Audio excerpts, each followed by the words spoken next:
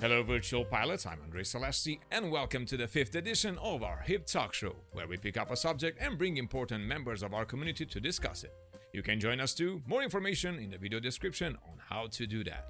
Today's show is a special one, as Red Star Simulations, the third-party developer that will deliver the Mig-17F module in DCS world, got in touch with us and we decided on an interview to find out more about their current project and their future plans.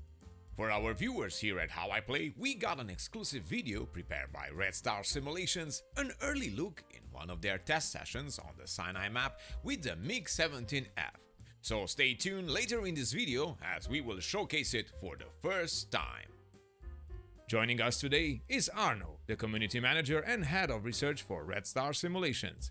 Hello and welcome to our HIP Talk Show. Thank you, Andre. Nice to be here. And I remember showcasing your project on our channel back in 2021, and here we are today discussing it as the next module, not mod, but module for DCS World. I think congratulations is in order for you and the team behind the project as you managed to secure the third-party status. Tell me, was that a plan all along? Yes, this was the plan all along for our Mig-17. The two owners of Red Star Simulations, they worked on the flight dynamics for a very popular community mod in DCS, and they were very happy with the result on the flight dynamics side. They definitely thought it was worth that it would be a full module. However, the developers of that mod decided against this. So then they said if they would ever put in so much work again, then they want to do it as a proper module and not just a mod. So they decided with the Mig-17 that this would be a proper module, official DCS module. And tell me, how challenging is to become a third party for DCS World?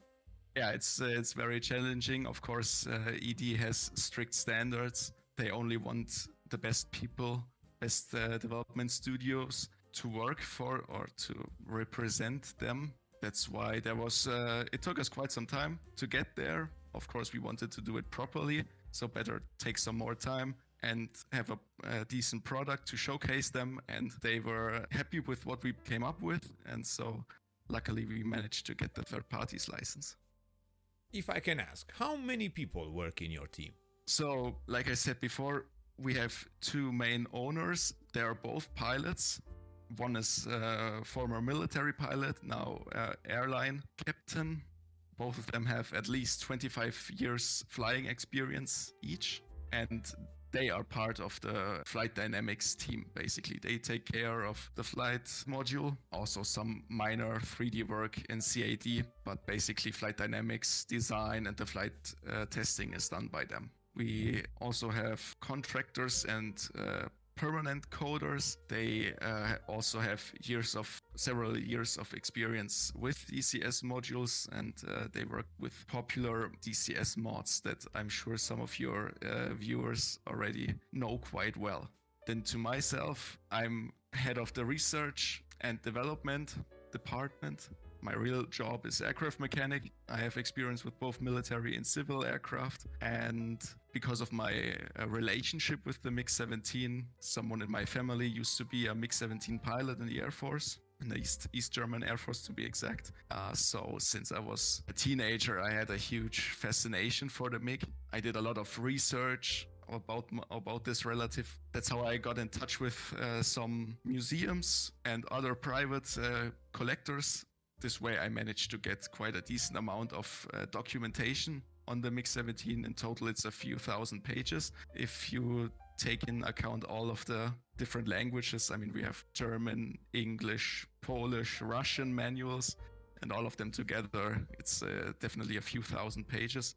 And with me, we have two more research and development personnel, and we have one German guy. We also have a Russian individual, and he is an aircraft restoration expert there, and he also has experience with the Mig-17, so they are also both of great help to me, because it's not just a one-man job. You need a big team effort, and we have different contractors for the 3D side and the texturing side.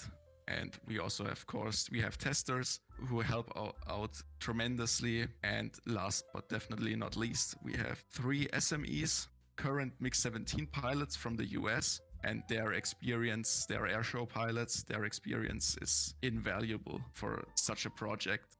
Well, from what I understand, you have quite a team out there, experienced and passionate. These things are counting a lot for the end results of a module.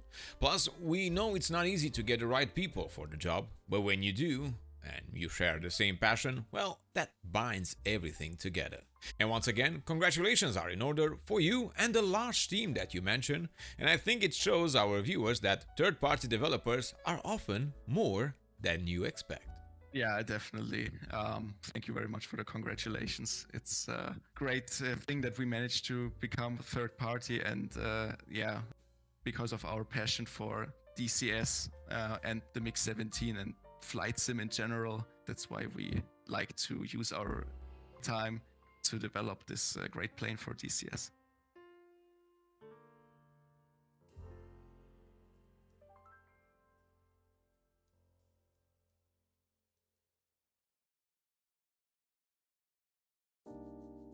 Well, speaking about the team, are you in need of any extra help? Like extra developers, subject matter experts, or translators, for example?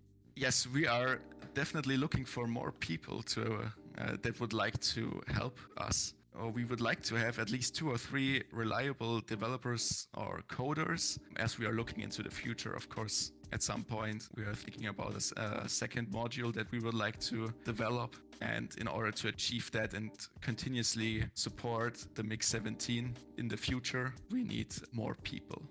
Okay, so definitely we're gonna put down the word for you on our community. Anyone interested? Check in the video description on how to contact Red Star Simulations.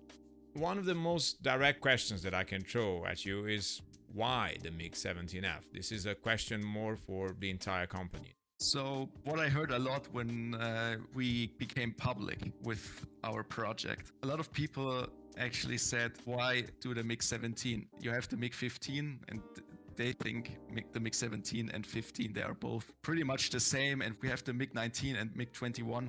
What's the purpose of even doing the Mig-17? But actually, it's kind of like a hidden gem. The more you think about it, the more it makes sense. It outlived so many other airplanes. It was cheap to produce, and that's why many countries from the former Eastern Bloc had it. And obviously this is a great benefit for us in DCS. The more popular a plane is, the more missions, for example, you can create. It was part of many wars, just of course, besides Vietnam. We can look at all the Middle Eastern conflicts. With the Sinai map released, the Mig-17 is absolutely perfect. It's one of the best dogfighters of all time, arguably. It was the tightest turning jet plane ever until the F-16 came along. And it even changed the course of aviation. If you think about the Vietnam War, the US came with their Mark II super fast jet fighters. They only cared about speed and not about maneuverability. To some degree, didn't even have guns anymore. Early F4s, exactly. Then they met against those, they thought, obsolete Mig-17s. Subsonic, transonic, gunfighters, no missiles. But they quickly found out that the Mig-17 is definitely a match for those American fighters. That's why the Americans had to rethink their fighter designs. Then they started again to integrate guns in their fighters, and yeah.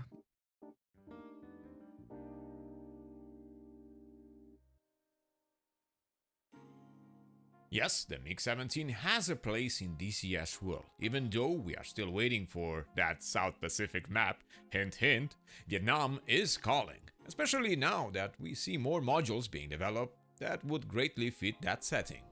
And because you spoke about the maneuverability of the aircraft and its tight turn capabilities, I think it's the best time to showcase the early test preview, an exclusive look at the upcoming Mig-17F by Red Star Simulations here at How I Play.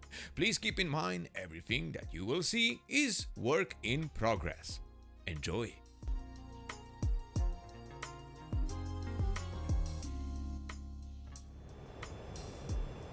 Okay, there he is down there. Let me go up here, do a one circle, but come at him from the top. Go. Perfect. Unload in the top to use the gravity to speed up, okay?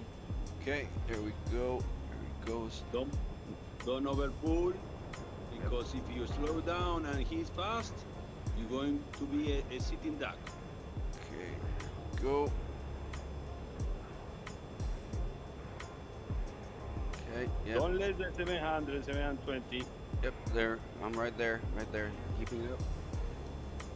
I'm out turning him. Good. Don't overpull. Maintain that speed. At this altitude, if you lose it, it's going to be hard to get it back, okay? Copy.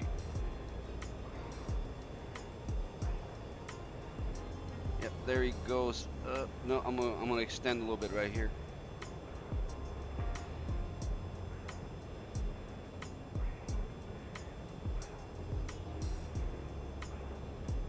Okay, there he goes. He's going up now. He's going up. Follow. You have energy. Follow it.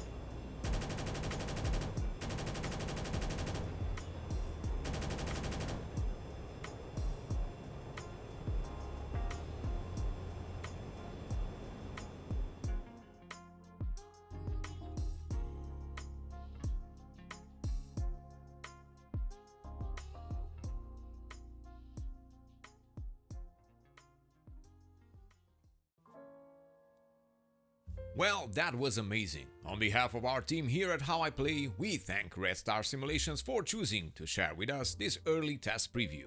It means a lot to us.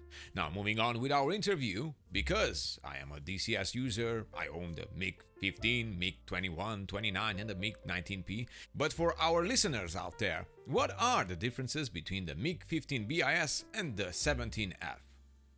Even though the people think they are so similar, it's actually a different plane in many ways.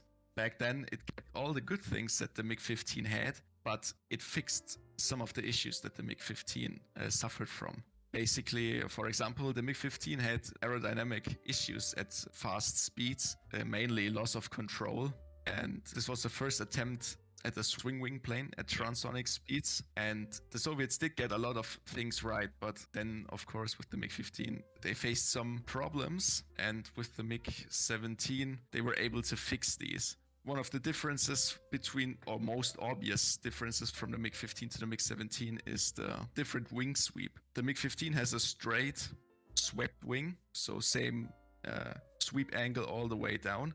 But actually the MiG-17, it has two different wing sweeps, which makes it super maneuverable. Also, one other way of differentiating the MiG-15 to the MiG-17 is the wing fences. The MiG-15 has two wing fences and the MiG-17 3. Yeah. And also with our Mig-17F that we're doing, it has a better engine. It's still the VK1, but we have the VK1F on the MiG-17F, which means that it has an afterburner. This also greatly improves performance. Also, Mig-17 has a slightly larger drag profile, and with the addition of the afterburner, the different in acceleration, sustained turns, and altitudes reached was greatly enhanced compared to the MiG-15. And with those redesigned wings and the redesigned tail, the MiG-17 didn't have these control issues at transonic speeds like the MiG-15 had, and I'm sure the DCS players that have the MiG-15 will know this. If you're in a dive at a certain speed, you barely have any control. Yep. So, and this is fixed with the MiG-17.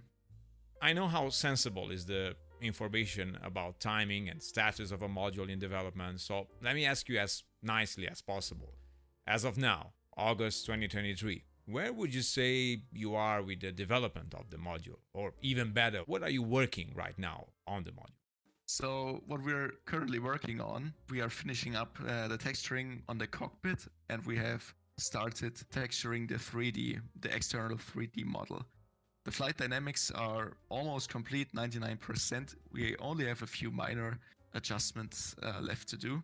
We are now starting to switch to do the system modeling, and afterwards we will do the damage model, sorry.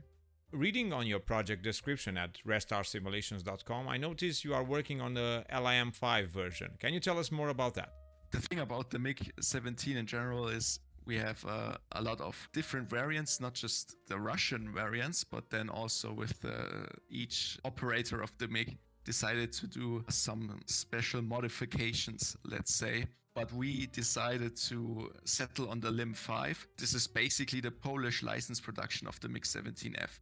This is why we do this, because we have the most manuals about it. But don't be afraid, it's still a MiG-17F. It's just a license production. They are very similar. Basically, we decided to focus on a late batch of a LIM-5. With this, we can also include the Egyptian modification. They got donated planes from, for example, East Germany. In their wars against Israel, for example, they developed some domestic weapons like the Zucker rocket, and they also had fuselage pylons for bombs. And with the LIM-5, we are able to include these as well, which is obviously great for the Sinai map. Any plans for other versions? At this time, our MiG-17F will probably be the only version. It's the one that was used the most. We did look at the AS version to add the K-13 air-to-air missile, but the problem is we just didn't find enough information to include it in DCS. We had no idea about the wiring of the missiles or even the switches in the cockpit, the control switches. If the panels were maybe changed a little bit, we just have no information on this. That's why we, in the end, decided against doing the AS version. We also looked at the idea that the Soviets, according to one source, had a kit available for customers or different air forces to include air-to-air missiles to the MiG-17F, but same issue again, we have no information that someone ever bought it, nor do we have any information on how it was implemented in the MiG-17. For now, we decided to only do the MiG-17F, and this is just my personal opinion. I would love to do the MiG-17PF, but in the end, we are a business and we have to also look at making profit. If there is, let's say, enough interest from the community in doing another version of the MiG-17F, and we have all the available documentation, etc., then we would look into it, but for now, we will just do the MiG-17F.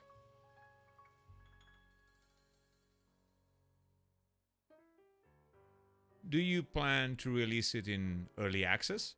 We would like to do this. Of course, this is something that we have to discuss with ED, and we haven't done so yet. If we can, we would like to, but of course, we would like to, when it's released to the public, be in an advanced state so that you can pretty much use already most of the weapons, etc. We don't want to release it early and then stay for, let's say, 5 years in early access. This is definitely not our goal. We prefer to take our time, but in the end, we can have an aircraft in early access that is still rich in features, let's say. Now, with the recent release of the F-15E Strike Eagle by Razbam, you may have noticed a change in how tutorials are being delivered to our users. Let's say it's a different approach from what we used to. I myself enjoy it a lot. It's a short manner, straight to business. What are your plans on the tutorials for this particular module? So yeah, tutorials are, of course, essential, not just for the MiG-17, but for any module out there. You cannot just hop in and take off and be Maverick. So we will have a lot of different tutorials, especially about the flight dynamics. The systems itself, they're actually quite simple. It's not so difficult. Of course, we will show the players how to use the radio, etc. IFF, RWR. But what's biggest focus on the tutorials is the flight dynamics. It's not very easy to fly, actually, at the beginning. You really have to get used to it, its quirks. It really flies like a real MiG-17. Our SMEs confirmed that. They're very happy with what they saw. When you will take off or fly the MiG-17 DCS for the first time, I really hope you did watch the tutorials beforehand. We will put all the flight dynamics details in, so the users definitely will need essential flying tutorials. as it's not an easy aircraft to fly.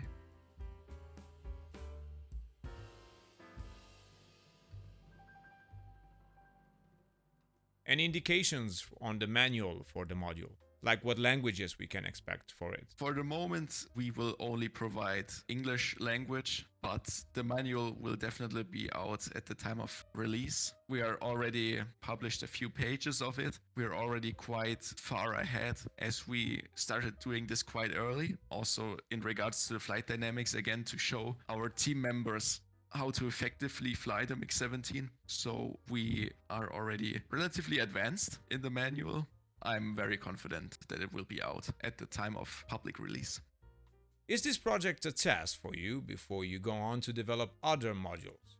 So this was our first project, meant to be a started project, but through learning, the MiG-17 became our dear baby.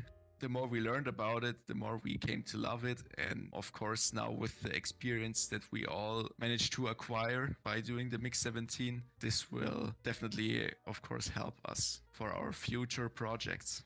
And do you have any thoughts what could be the next module? I'm sure this is one of the two most asked questions after when will it be released. As much as I would like to say something, I unfortunately for now everyone has to be a bit more patient, but I'm sure when we are confident to say more about it, then we will definitely make it public. Okay, and to leave it with this type of questions, are you open also for the blue side, for example? Yeah. Okay. We are definitely open to any aircraft if we can get the documentation that's needed, the SMEs, and that if there's a market for it, then we would like to do it. Our focus is on Gen 1 all the way until Gen 3 planes of all sides, not just American or Soviets. Yeah, as I said, as long as we have all that's needed for it and we see that there's a market for it and no one else is currently working on it, then for us it's definitely worth taking a closer look if we would like to do it ourselves. Well, I gotta say, it has been really nice to speak with you about this ongoing project, and we are looking forward to see more information about it as time goes by. And as you know, we keep our eyes open here at How I Play for everything that happens around DCS world. And on behalf of our community here, I want to thank you for getting in touch and agreeing on this interview. It has been a pleasure, and I wish you all the best to you and the team at Red Star Simulations. Keeping up the good work, and maybe in the future, when you get a preview ready module, you'll keep us posted. I know for a fact that Petrovich would love to take it for a spin. Thank you very much, Andre. It was a pleasure talking to you. Thank you for the opportunity for this interview. And if once we have a preview version ready, I definitely will come back to you, of course. Thank you very much. And so we end our 5th edition of our Hip Talk Show, a special one, together with an actual third-party developer. Hopefully, this opens the gateway to more interviews, getting our community questions out there to the ones who deliver the product we buy, enjoy, and wish to have in the future. A big thank you to my Hip crew that supports the channel with news and content, our sponsor Via Rock, and our Patreon members. Thank you all for watching. Remember to leave us a like if you find our video informative and subscribe to keep in touch with all the latest news on your favorite simulators and games. I am Andre Celesti, reminding you to fly safe, and I'll see you next time.